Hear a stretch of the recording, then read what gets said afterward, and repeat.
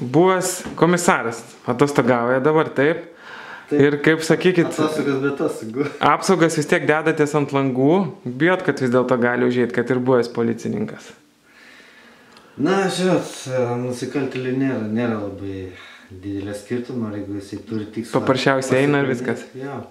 O kita vertus prevencija, tai geriau jau nesudaryti sąlygų patekti, negu kad patek ir po to turėti kokį tai sunkumų.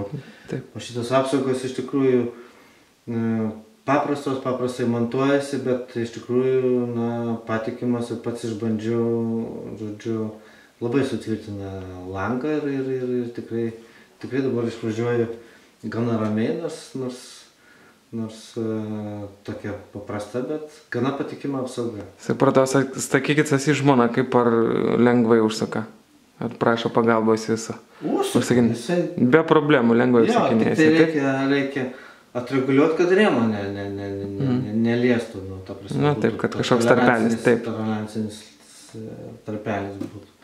Kai kuriuose languose nebuvo jo, tai dėjau papildomą tokią tarpinę ir dabar viskas gerai.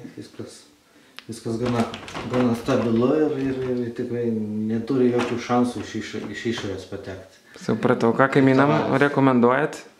Tai visiems pasakiau ir domisi. Keli daikčiukai liko, tai atidaviau į kitą gatvę. Supratau. Gerai, tai dėkui jums labai tada.